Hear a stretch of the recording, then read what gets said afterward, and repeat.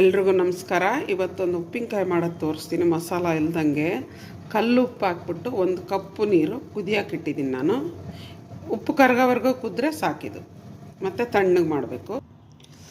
ಉಪ್ಪಿನಕಾಯಿಗೆ ಏನೇನು ತೊಗೊಂಡಿದ್ದು ತೋರಿಸ್ಕೊಡ್ತೀನಿ. ಒಂದು ಮಾವಿನಕಾಯಿ ತೊಗೊಂಡಿದ್ದೀನಿ. ಇದು ನೋಡಿದ್ರೆ ಇದು ನೀವು ಬೇಕಂದ್ರೆ ಹಾಕ್ಕೋಬೋದು, ಇಲ್ಲಾಂದರೆ ಬೇಡ. ಸಾಲಿಡ್ಗೆ ಯೂಸ್ ಮಾಡ್ತಾರೆ. ಹೆಸರೇನೋ ಹೇಳ್ತಾರೆ ಇದಕ್ಕೆ, ಗೊತ್ತಿಲ್ಲ ನನಗೆ ಹೆಸರು ಇದ್ರದ್ದು.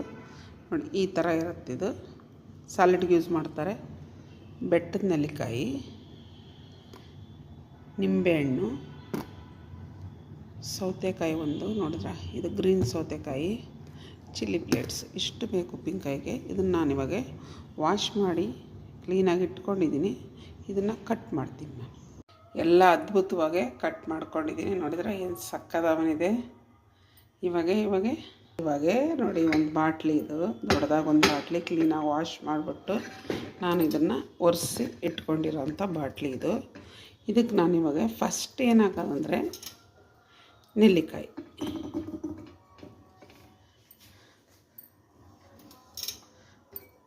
ಫಸ್ಟ್ ನೆಲ್ಲಿಕಾಯಿ, ಆಮೇಲೆ ಸೌತೆಕಾಯಿ. ನೋಡಿ ಎಲ್ಲ ಕಟ್ಟಿಂಗ್ ನೋಡಿ ಯಾವ ಥರ ಇದೆ. ಕಟ್ಟಿಂಗ್ ನೋಡಿ ಸೌತೆಕಾಯಿ ಈ ಥರ ಕಟ್ಟಿಂಗ್ ಮಾಡಿರೋದು. ನಿಂಬೆಹಣ್ಣು ರೌಂಡಾಗೆ, ಸೌತೆಕಾಯಿ ನಿಂಬೆಹಣ್ಣು ರೌಂಡಾಗೆ ಕಟ್ ಮಾಡಿದ್ದೀನಿ ನಾನು. ಸೌತೆಕಾಯಿನ ಇವಾಗ ನಿಂಬೆಹಣ್ಣು ಹಾಕ್ಕೊಳ್ಳೋಣ. ಮಾವಿನಕಾಯಿ ಉದ್ದ ಮಾವಿನಕಾಯಿ 2 ಪೀಸು. ಕ್ಯಾಪ್ಸಿಕಮ್ ಅಷ್ಟೇ ಉದ್ದ ಎಲ್ಲ ಉದ್ದುದ್ದು ಹಾಕೋಣ. ಸ್ವಲ್ಪ ಇದು ಸಾಲಿಡ್ದು ಹಾಕೋದು, ಇದು ಸಾಲಿಡ್ಗೆ ಹಾಕ್ತಾರಲ್ಲ ಅದು. 2 ರಿಂದ 3 ಗ್ರೀನ್ ಚಿಲ್ಲಿ ಹಾಕ್ಕೊಳ್ಳೋಣ ಮಧ್ಯದಲ್ಲಿ.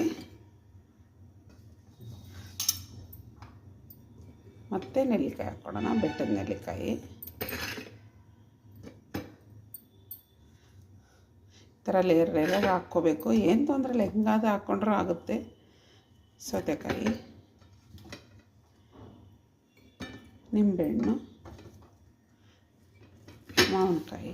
ಇವಾಗ ನೀಟಾಗೆಲ್ಲ ಫಿಲ್ ಮಾಡಿದ್ದೀನಿ. ನೋಡಿದ್ರೆ ಬಾಟ್ಲಿಗೆ ಫುಲ್ಲಾಗಿ ನೀಟಾಗಿ ಅದಿಮಿ ತುಂಬಿದ್ದೀನಿ. ಫುಲ್ಲು ಫ್ರೆಶ್ ಮಾಡಿ ನೋಡಿ ಈ ಥರ.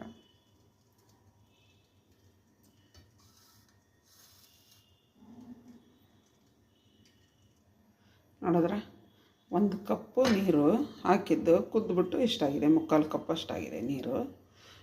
ಉಪ್ಪು ಹಾಕಿ ಚೆನ್ನಾಗಿ ಕುದಿಸಿ ಇಟ್ಕೊಂಡಿರೋದು. ಇವಾಗ ನೀರು ಹಾಕ್ಕೊಳ್ಳೋಣ. ಇದನ್ನು ನಿಧಾನಕ್ಕೆ ಹಾಕ್ಕೊಳ್ಳಿ, ಚೆಲ್ಲೋಯ್ತು ನಮ್ಮದು.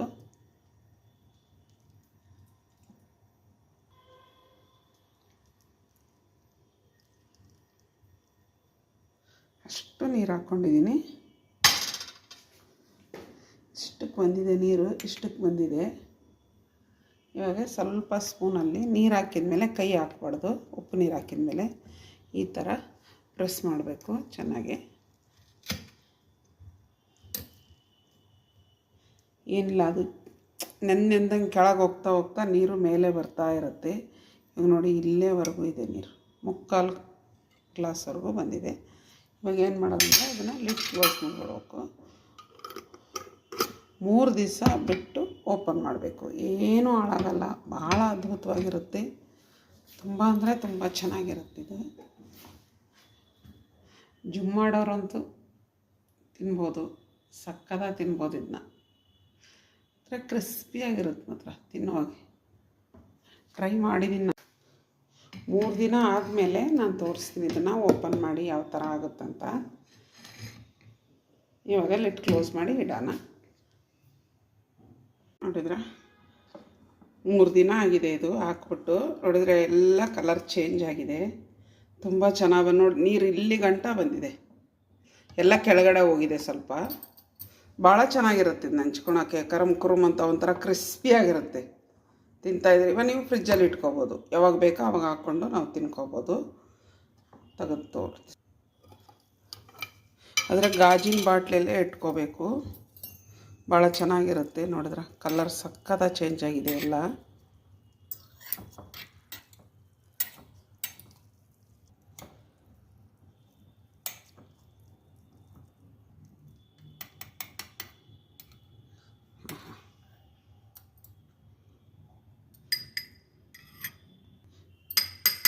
ತಿಂದು ತೋರಿಸ್ತೀನಿ ಇದನ್ನು.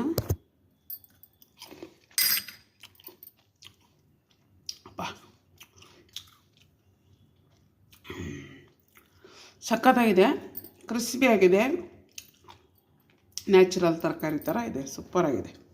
ಇದೇ ಥರ ನೀವು ಮಾಡ್ಕೋಬೋದು, ತಿನ್ಬೋದು. ನಮ್ಮ ಚಾನಲ್ ನೋಡಿರಿ, ಸಬ್ಸ್ಕ್ರೈಬ್ ಮಾಡಿ, ಕಮೆಂಟ್ಸ್ ಹಾಕಿ, ಶೇರ್ ಮಾಡಿ. 3 ದಿನ ಆದಮೇಲೆ ಫ್ರಿಜ್ಜಲ್ಲಿ ಇಟ್ಕೋಬೇಕು ಇದನ್ನು. 3 ದಿನ 2 ದಿನನೂ ಬೇಕಾದರೆ ನೀವು ಆಚೆ ಇಟ್ಟು ಆಮೇಲೆ ಫ್ರಿಜ್ಜಲ್ಲಿ ಇಟ್ಕೋಬೋದು. ಚೆನ್ನಾಗಿರುತ್ತೆ, ಸಕ್ಕತ್ತಾಗಿರುತ್ತೆ. Thank you.